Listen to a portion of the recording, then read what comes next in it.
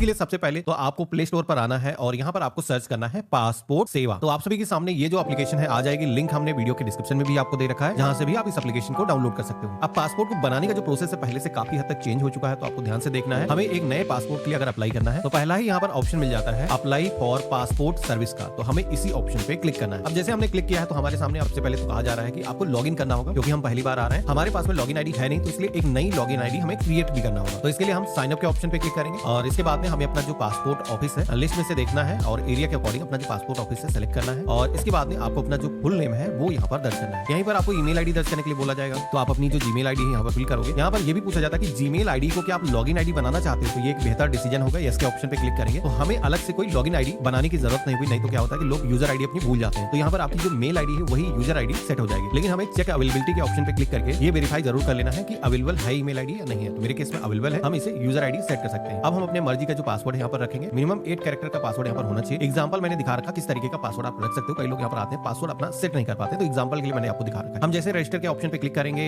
आपके email ID पर एक ओटीपी जाएगा, वो ओटीपी आप यहाँ पर दर्ज करोगे तो आप सभी लोग देखोगे कि यहाँ पर हमारा जो रजिस्ट्रेशन है वो सफलतापूर्वक हो चुका है। बैक टू लॉगिन के ऑप्शन पे क्लिक करना है, अपनी ईमेल आईडी यहाँ पर दर्ज करना है, कंटिन्यू के ऑप्शन पे क्लिक करना है। यहाँ पर आपको दो ऑप्शन मिलेंगे, आप चाहो तो पासवर्ड के जरिए लॉगिन कर सकते हो जो आपने सेट किया है, या फिर ओटीपी वाला जो ऑप्शन है ये भी आप इस्तेमाल कर सकते हो। इसके ऑप्शन पे क्लिक करोगे, अगेन आपके मेल पर एक ओटीपी आएगा, यहाँ पर आप दर्ज करोगे और इसके बाद में लॉगिन के ऑप्शन पे क्लिक करोगे। तो इस तरीके से हमने अकाउंट अपना बना लिया है। अब हम यहाँ पर सर्विस के ऑप्शन पे क्लिक करेंगे और यहीं पर हमें पहला ऑप्शन मिल जाएगा अप्लाई फॉर फ्रेश पासपोर्ट का। हमें इसी ऑप्शन में यहाँ पर चेक नाउ का जो ऑप्शन मिलता है इस पे हमें क्लिक करना है। स्किप फॉर नाउ के ऑप्शन पे क्लिक करना है, हम एक फ्रेश पासपोर्ट के लिए अप्लाई कर रहे हैं, यहाँ पर हम नेक्स्ट की टैब पे क्लिक करेंगे। अगेन यहाँ पर अप्लाइंग फॉर फ्रेश पासपोर्ट, हम नया पासपोर्ट बना रहे हैं, इस पे क्लिक करेंगे। आप अपना जो पासपोर्ट है वो किस तरीके से बनाना चाहते हो आप यहाँ पर चूज करना है। बेसिकली नॉर्मल जो पासपोर्ट होता है उसकी जो फीस होती है 1500 रुपए होती है। अगर वही जो पासपोर्ट है तत्काल तरीके से बनाते हो तो उस केस में यहाँ पर आपकी जो फीस है वो 2000 रुपए बढ़ जाती है और 3 डॉक्यूमेंट आपको चाहिए होते हैं जो सेम आपके हो, इसमें डॉक्यूमेंट थोड़ा बढ़ जाते हैं, तो ये चीज आपको ध्यान रखना चाहिए। तो यहाँ पर हम नॉर्मल प्रोसेस से पासपोर्ट बना रहे हैं, हम इसे सेलेक्ट करेंगे और इसी के साथ में बुकलेट टाइप के सेक्शन में आना है, तो 36 पेजेस और 60 पेजेस का ऑप्शन दिखेगा। तो हम यहाँ पर 36 पेज वाला जो ऑप्शन है ये सेलेक्ट करेंगे, क्योंकि इसके लिए हमें कोई अलग से फीस देने की जरूरत नहीं होगी। लेकिन अगर आप ज्यादा ट्रेवल करने वाले हो तो आप लोग यहाँ पर 60 पेजेस का जो पासपोर्ट है वो ले सकते हो। हम यहाँ पर सेव एंड नेक्स्ट ऑप्शन पे क्लिक करेंगे तो अब आप देखोगे कि हमारे सामने फॉर्म आ चुका है। अब यहाँ पर जो इन्फॉर्मेशन आप भरोगे वो इन्फॉर्मेशन आपके पासपोर्ट पर प्रिंट होकर के आएगी। तो ये आपको ध्यान रखना है कि सारी इन्फॉर्मेशन आपको अपने डॉक्यूमेंट के अकॉर्डिंग ही दर्ज करना है। सबसे पहले तो यहाँ पर आपको अपना जो नेम है फर्स्ट नेम और मिडिल नेम यहाँ पर आपको दर्ज करना है। आपके नाम के अंदर अगर सर नेम है तो उसके लिए अलग यहाँ पर सेक्शन दिया गया है। एग्जाम्पल मानते हैं जैसे कि आपका जो नाम है रजत कुमार सिंह है, तो रजत और कुमार यहाँ पर हो जाएगा, यानी कि फर्स्ट नेम मिडिल नेम ये हो गया और सिंह आपका हो जाएगा सर नेम, तो यहाँ पर दर्ज करो। इसके अलावा मेल फीमेल जो भी जेंडर है आप यहाँ पर सेलेक्ट करोगे। यहाँ पर पूछा जाएगा कि ये जो नाम है क्या आपने इससे पहले कभी भी चेंज किया है, इस नाम के अलावा भी कोई दूसरा आपका नाम है, तो मेरे केस में ऐसा कुछ नहीं है। नो के ऑप्शन पे क्लिक करेंगे और डेट ऑफ बर्थ के सेक्शन में आएंगे। यहाँ पर इस कैलेंडर के ऑप्शन पे क्लिक करके डेट चूज कर लेंगे। इस तरीके से हमने डेट ऑफ बर्थ को सेलेक्ट कर लिया है। यहाँ पर आप सभी से पूछा जाएगा कि आपका जो जन्म है क्या इंडिया के बाहर हुआ है, तो नहीं भैया हमारा जन्म इंडिया के अंदर हुआ है। हम यहाँ पर नो के ऑप्शन पे क्लिक करेंगे। अब आप देखोगे कि जैसे हमने नो के ऑप्शन पे क्लिक किया है तो हमारे सामने प्लेस ऑफ बर्थ का जो सेक्शन है वो आ चुका है, यानी कि आपका जो जन्म है जिस भी शहर के अंदर हुआ है, जिस भी विलेज के अंदर हुआ है, वो आपको यहाँ पर नाम दर्ज करना है। तो यहाँ पर हमने फिल कर दिया, स्टेट सेलेक्ट कर लिया है और इसके बाद में हम अपना जो डिस्ट्रिक्ट चूज कर लेंगे, मैरिटल जो भी स्टेटस है, आप मैरिड हो या फिर अनमैरिड हो अपने अकॉर्डिंग सिलेक्शन करोगे। यहीं पर ऑप्शन मिलेगा सिटीजनशिप ऑफ इंडिया बाय का, जहां पर आप सभी को बर्थ वाला जो ऑप्शन है वो सेलेक्ट करना है। अगर आपका जो जन्म है इंडिया के अंदर ही हुआ है, बेसिकली अगर किसी को सिटीजनशिप मिली हुई है दूसरे तरीकों से तो वो अलग सेलेक्ट करेगा, लेकिन हम एक इंडियन सिटीजन है और हमारा जन्म भी इंडिया के अंदर हुआ है तो बर्थ हम यहाँ पर सेलेक्ट करेंगे। इसके बाद में हम अपना जो पैन नंबर है वो यहाँ पर दर्ज करेंगे, वोटर आईडी नंबर अगर मौजूद है तो दर्ज करना है। कोई भी डॉक्यूमेंट ऐसा है जो यहाँ पर मौजूद नहीं है तो ऐसा कुछ जरूरी नहीं है कि डॉक्यूमेंट होने ही चाहिए, डिफरेंट डॉक्यूमेंट भी आप दे सकते हो जो कि हम आगे एक्सप्लेन करेंगे। तो हमारे पास नंबर है तो हम यहाँ पर दर्ज करेंगे। अब इसके बाद में आपको एम्प्लॉयमेंट टाइप के सेक्शन में आना है। अगर आप एक गवर्नमेंट सर्वेंट हो या फिर प्राइवेट सेक्टर के एम्प्लॉय हो, आप अपना ऑक्यूपेशन करते हो तो अलग अलग ऑप्शन मिल जाएंगे। अगर आप स्टूडेंट हो तो आप अपने अकॉर्डिंग यहाँ पर सिलेक्शन कर लोगे। यहीं पर पूछा जा रहा है कि अगर आपके जो पेरेंट हैं या फिर आपके जो स्पाउस है यानी कि जीवन साथी हैं क्या वो गवर्नमेंट सर्वेंट है। अगर किसी के मम्मी पापा गवर्नमेंट सर्वेंट हैं या फिर आपके जो पति हैं या फिर पुरुष अप्लाई करा उनकी पत्नी यहाँ पर गवर्नमेंट सर्वेंट है, तो ऐसे में यहाँ पर यस करके आपको एक्सप्लेन करना होगा, बताना होगा। लेकिन मेरे केस में ऐसा कुछ है नहीं, नो के ऑप्शन पे क्लिक करेंगे। अब इसके बाद में यहाँ पर एक अहम सेक्शन मिलता है जो कि है एजुकेशनल क्वालिफिकेशन। अगर हम इस ऑप्शन पे क्लिक करेंगे तो आप देखोगे कि कई सारे क्वालिफिकेशन के लेवल दिए गए हैं। आपकी जो भी क्वालिफिकेशन है आप यहाँ पर सेलेक्ट करोगे। लेकिन एक चीज बता देता हूँ, पासपोर्ट बनाने के बाद आपकी जो क्वालिफिकेशन है वो काफी अहम रोल प्ले करती है। अगर आपकी जो क्वालिफिकेशन है वो 10वीं या फिर 10वीं से ऊपर है तो आपका जो पासपोर्ट आपको मिलता है वो नॉन ECR कैटेगरी का मिलता है, यानी कि ये जो पासपोर्ट है ये बेस्ट माना जाता है। अगर आपकी जो क्वालिफिकेशन 10वीं से कम है, 8वीं है, 9वीं है या फिर इससे नीचे हो तो आपको जो पासपोर्ट मिलेगा उस पर एक चीज लिख करके आती है इमिग्रेशन क्लियरेंस रिक्वायर्ड। तो ये यहाँ पर मेंशन होता है, इसीलिए कहा जाता है नॉन ECR का जो पासपोर्ट है। अगर आप किसी गल्फ कंट्री के अंदर काम करने के लिए जा रहे हो, जॉब के लिए जा रहे हो तो ये पावरफुल माना जाता है। लेकिन अगर आप टूरिस्ट वीजा पर जा रहे हो तो दोनों ही पासपोर्ट सेम होते हैं, इनमें कोई भी फर्क नहीं पड़ता है। तो यहाँ पर हमारी जो भी क्वालिफिकेशन हम सेलेक्ट करेंगे, जैसे कि आप देखोगे कि हमने 10वीं सेलेक्ट किया है तो ऑटोमेटिक नॉन ECR कैटेगरी का जो पासपोर्ट है हम इसके लिए एलिजिबल हो जाते हैं। हमने यहाँ पर आधार नंबर दर्ज किया है और इसके बाद में आधार की जो टर्म एंड कंडीशंस हैं उनको एक्सेप्ट करना है और सेव एंड नेक्स्ट के ऑप्शन पे क्लिक करना है। अब जैसे हमने इतना किया है तो आप देखोगे कि हमने फर्स्ट और सेकंड स्टेप यहाँ पर कंप्लीट कर दिया है। अब बारी आती है फैमिली डिटेल की, जहां पर आप सभी को अपने पेरेंट का जो नाम है, सबसे पहले तो फादर का नाम यहाँ पर रहेगा, जिसमें कि फर्स्ट नेम और मिड नेम यहाँ पर रहेगा।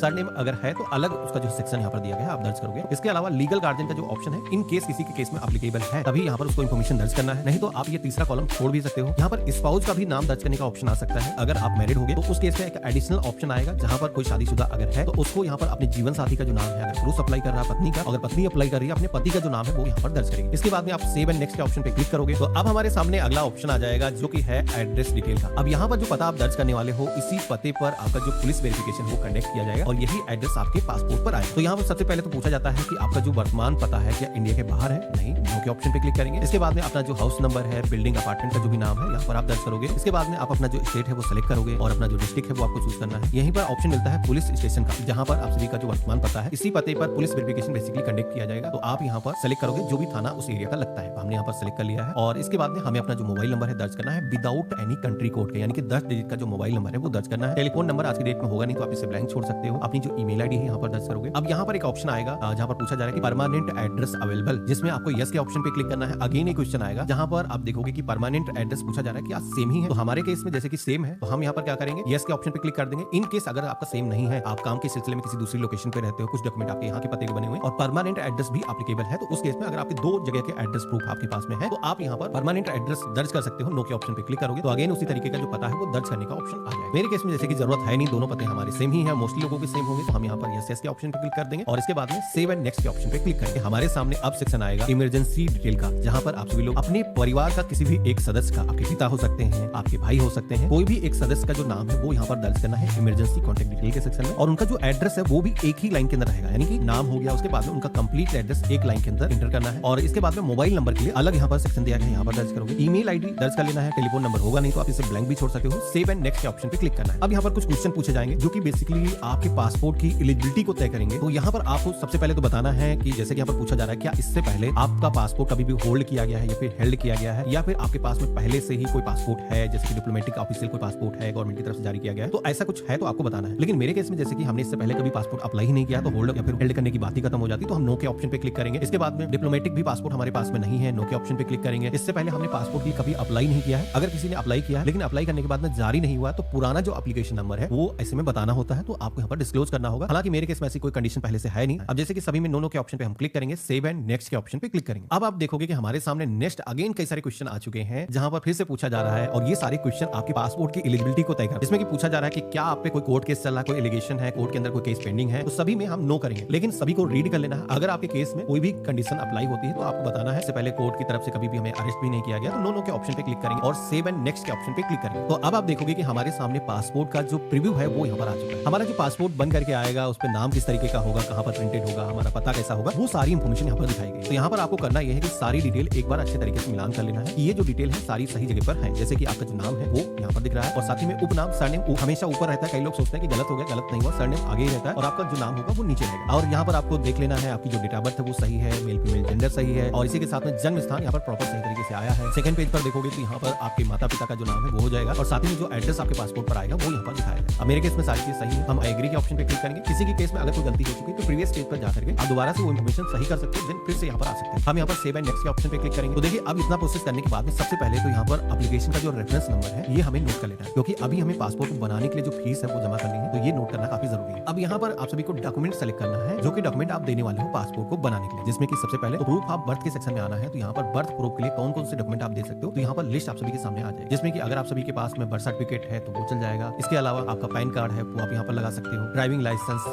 इसी के साथ में वोटर आईडी कार्ड हो गया वो यहाँ पर आप दे सकते हो, हाई स्कूल की जो मार्कशीट है या सर्टिफिकेट है वो यहाँ पर लगाया जा सकता है। तो कई सारे डॉक्यूमेंट यहाँ पर ऑप्शन मिल जाते हैं। आपके पास में जो भी दस्तावेज है आप प्रूफ ऑफ बर्थ के तौर पर यहाँ पर दे सकते हो। इसके अलावा हम बात करें प्रूफ ऑफ प्रेजेंट एड्रेस की, तो यहाँ पर अगर आप क्लिक करोगे तो इसके अंदर भी कई सारे डॉक्यूमेंट के ऑप्शन मिल जाते हैं। तो आप अपने पते का जो वर्तमान आपका पता है जो साबित करता हो उसका एक डॉक्यूमेंट आप यहाँ पर शेयर करोगे, जिसमें कि आपके पास में अगर आर्म लाइसेंस है, आधार कार्ड है, बैंक पासबुक है, यहाँ पर वो भी डॉक्यूमेंट लगा सकते हो। लेकिन पता जो है सही होना चाहिए, जो पता आपने पे दर्ज किया है वो मेल खाता हो। इसके अलावा कई सारे अन्य डॉक्यूमेंट के भी ऑप्शन यहाँ पर दिए गए हैं, आपके पास में जो भी दस्तावेज आप सेलेक्ट कर सकते हो। अब देखो वैसे तो पासपोर्ट को बनाने के लिए मेन 2 तरीके के दस्तावेज लगते हैं, लेकिन यहाँ पर तीसरा सेक्शन गवर्नमेंट ने यहाँ पर जोड़ दिया है, जो कि यहाँ पर आप देख पा रहे हो। पहले अगर किसी ने अप्लाई किया तो आपने देखा होगा ये जो ऑप्शन है नहीं आता था। अभी क्या है कि नॉन ईसीआर कैटेगरी का जो पासपोर्ट है पाने के लिए उसका जो डॉक्यूमेंट है यानी कि ईसीएनआर पासपोर्ट पाने के लिए वो भी आपको देना होगा। तो इसके अंदर क्या क्या लगाया जा सकता है, तो इसमें अगर आपका जो है हाई स्कूल हो रखा है तो आपको कोई अलग से कोई दस्तावेज देने की जरूरत नहीं है, आपकी जो हाई स्कूल की मार्कशीट है सर्टिफिकेट है वही लग जाए। इसके अलावा अगर किसी का जैसे कि टैक्स पेयर है वो अपना टैक्स रिटर्न देना चाहता है वो यहाँ पर दे सकता है। इसके अलावा जैसे कि मैंने एक्सप्लेन किया था 50 साल से एज ज्यादा है तो उन लोगों का जो पासपोर्ट है नॉन ईसीआर कैटेगरी का बन जाएगा। अगर कोई माइनर है तो उसके इसमें पेरेंट के जो पासपोर्ट की कॉपी है यानी कि 18 साल से एज कम है तो उसकी कॉपी यहाँ पर लगेगी। तो आपके पास में जो भी दस्तावेज है यहाँ पर आप सेलेक्ट कर लोगे। हालांकि ये जो ऑप्शन है तभी आपको शो होगा जब आपने नॉन ईसीआर कैटेगरी का जो पासपोर्ट है पाने के लिए वहाँ पर क्लिक किया होगा। तो यहाँ पर किसी के केस में नहीं आता, क्वालिफिकेशन अगर कम है तो उसको भी यहाँ पर कुछ करने की जरूरत नहीं है। मेरे केस में अब सारी चीज मैंने कर दी है। आई एग्री करेंगे। प्लेस का जो नाम है यानी कि जहां से भी फॉर्म आप भर रहे हो अपने शहर का जो नाम है वो दर्ज करना है, डेट पहले से रहेगी। आपको सबसे पहले तो ये जो डेटा है सेव कर लेना है। अब सेव करने के बाद में एक बार प्रीव्यू के ऑप्शन पे क्लिक करके फाइनल हमें देख लेना है कि कोई गलती तो नहीं रहेगी। यहाँ पर हम क्लिक करेंगे तो जितनी भी डिटेल हमने दर्ज करी है तो अब हमारे सामने पूरा एक फॉर्म का प्रीव्यू आ चुका है, जहाँ पर मिलान कर लेना है। जो भी नाम है पता है सारी चीजें सही है, कोई मिस्टेक तो नहीं। तो यहाँ पर मेरे केस में बिल्कुल ही सही है। क्लोज करेंगे और इसके बाद में आएंगे यहाँ पर पेमेंट करने के लिए। हम यहाँ पर सबमिट के ऑप्शन पे क्लिक करेंगे तो हमारे सामने एक पॉपअप आ जाएगा जहाँ पर फीस का पेमेंट करने के लिए कहा जाएगा। तो हमें यहाँ पर पे एंड शेड्यूल अपॉइंटमेंट के ऑप्शन पे क्लिक करना है। यहाँ पर हमें अपना जो पीएसके है पासपोर्ट सेवा केंद्र सेलेक्ट करना होगा। लेकिन उससे पहले बता देता हूँ कि यहाँ पर डेट्स कुछ आपको दिखाई गई है, जिसमें कि ये जितने भी पासपोर्ट सेवा केंद्र दिखाए गए हैं आप किसी भी पासपोर्ट सेवा केंद्र पर विजिट कर सकते हो। आपको यहाँ पर सभी में डेट देखने को मिल रही है, जिस भी डेट को आप जाना चाहते हो सेलेक्ट कर सकते हो। इसके अलावा अगर हम लिस्ट की बात करें तो आप देखोगे कि यहाँ पर पीएसके करके दिखते हैं और साथ में पीओपीएसके करके यहाँ पर कुछ सेवा केंद्र दिखते हैं। तो पोस्ट ऑफिस के अंदर रिसेंटली गवर्नमेंट ने कुछ पासपोर्ट सेवा केंद्र खोले हैं तो वो यहाँ पर पीओपीएसके करके शो होते हैं और डिफॉल्ट जो पुराने वाले पासपोर्ट सेवा केंद्र है तो वो पीएसके करके दिखते हैं। पहली बार हमें पीएसके या फिर पीओपीएसके जो है यही सेलेक्ट करना है और इसके बाद में ओके के ऑप्शन पे क्लिक करेंगे। अब यहाँ पर एक जो डेट है पहले से ऑटोमेटिक सजेशन आपको यहाँ पर दिखेगा कि इस डेट में अपॉइंटमेंट आप बुक कर सकते हो। हालांकि कई बार क्या होता है कि हम उस डेट में नहीं जा पा रहे होते हैं, हम अगर डेट को चेंज करना चाहें तो इस तरीके से कैलेंडर के ऑप्शन पे क्लिक करके अपने अकॉर्डिंग हम डेट को स्विच भी कर सकें। हमने इतना किया है। आप पेमेंट करने के लिए बुक अपॉइंटमेंट के ऑप्शन पे क्लिक करेंगे, ओके करेंगे और आप सभी के सामने एक पेमेंट गेटवे आ जाएगा जहां पर इसकी जो फीस है वो आपको ऑनलाइन पे करनी है। जैसे मैंने बताया था कि 1500 रुपीज नॉर्मल तरीके से पासपोर्ट बनाते हो तो उसके लिए देना होगा। अगर तत्काल प्रोसेस से कोई पासपोर्ट बना रहा है तो उसके लिए 3500 रुपए देने होंगे। तो यहाँ पर हम कोई भी एक पेमेंट मेथड सेलेक्ट कर लेंगे। यहाँ पर एसबीआई का लोगो लोग देख करके सोचते हैं कि यहाँ पर एसबीआई के अलावा किसी जरिए से पेमेंट नहीं होगा, लेकिन दोस्तों ऐसा नहीं है। आप चाहो तो अगर आपका जो खाता है अदर बैंक के अंदर है तो उसके जरिए भी आप पेमेंट कर सकते हैं। इसके लिए अदर बैंक वाला जो ऑप्शन है वो दिया गया है, लेकिन क्रेडिट कार्ड से आपको पेमेंट में सलाह नहीं दूंगा क्योंकि उसके अंदर 17 रुपए यहाँ पर ज्यादा लग जाते हैं, 17 रुपए 70 पैसे। तो यहाँ पर आप चाहो तो नेट बैंकिंग इस्तेमाल कर सकते हो या फिर यूपीआई के जरिए आसानी से पेमेंट कर सकते हो। और छोटा सा पेमेंट है यूपीआई के जरिए आसानी से हो जाएगा तो हम यहाँ पर यूपीआई का ही सिलेक्शन करेंगे। अब आप देखोगे कि जैसे हमने चूज किया है तो हमारे सामने एक तो है यूपीआई आईडी दर्ज करने का ऑप्शन आता है, दूसरा है कि हम बारकोड यहाँ पर ले सकते हैं। जैसे कि मर्चेंट की शॉप पर आप जाते हो वैसे ही स्कैन करके यहाँ पर पेमेंट कर पाओगे। हम कंफर्म करेंगे, आप देखोगे कि बारकोड उसी तरीके से आ चुका है। यहाँ पर स्कैन करेंगे और ये जो है पेज ऑटोमेटिक रिलोड होगा जैसे आप पेमेंट कर दोगे। यहाँ पर एक चीज ध्यान रखना है कि इस पेज पर ना ही आपको बैंक करना है और ना ही इस पेज को आपको क्लोज करना है, क्योंकि पेमेंट जब आप करते हो तो थर्ड पार्टी वेबसाइट पर जाता है। जैसे कि अभी हम एसबीआई की वेबसाइट पर हैं और जैसे पेमेंट हो जाएगा तो डायरेक्ट होकर के इन्फॉर्मेशन शेयर करेगा पासपोर्ट डिपार्टमेंट के पोर्टल। तो आपको इस पेज पर स्टिल बने रहना है और ऑटोमेटिक पेज रिलोड होगा, आपका जो पेमेंट है यहाँ पर रिफ्लेक्ट हो जाएगा, आपका जो अपॉइंटमेंट है वो यहाँ पर सक्सेसफुली बुक हो जाएगा। अब इतना करने के बाद में आप देखोगे कि हमारे सामने अपॉइंटमेंट बुक हो चुका है। हम चाहें इसे मैसेज के माध्यम से अपनी डिटेल अपने फोन पर ले सकते हैं या फिर इसे हम प्रिंट कर सकते हैं। प्रिंट अगर हम करेंगे क्लिक करेंगे तो कई सारे इसके अंदर पेजेस आते हैं, लेकिन इसके अंदर जो मेन पेज है इसी की अहम जरूरत होती है। आप इसे प्रिंट कर लेना अगर प्रिंटर है। हालांकि आज की डेट में फिजिकल पेपर की इतनी कोई जरूरत नहीं होती है, खास करके अपॉइंटमेंट की। आप चाहो तो अपने फोन के अंदर भी इसे सेव करके रख सकते हो, लेकिन मैं सजेस्ट करूंगा कि एक प्रिंट आउट ले लेना, कम से कम कहीं पर भी दिखाने के लिए आसानी रहेगी। किस डेट का अपॉइंटमेंट बुक हुआ है यहाँ पर डेट मेंशन करी गई है, साथ में टाइम मेंशन किया गया है। अब यहाँ पर इस डेट में आपको पासपोर्ट ऑफिस विजिट करना होगा। एक बार जब आप पासपोर्ट ऑफिस विजिट करोगे, जो भी अपॉइंटमेंट वाली डेट है उस डेट में आपका बायोमेट्रिक कलेक्ट किया जाएगा, यानी कि फिंगरप्रिंट आपके वहां पर होंगे और आपकी फोटो वहीं पर कैप्चर की जाएगी। इसी वजह से आपने देखा कि अप्लाई करते वक्त हमने कोई भी फोटो यहाँ पर अपलोड नहीं करी।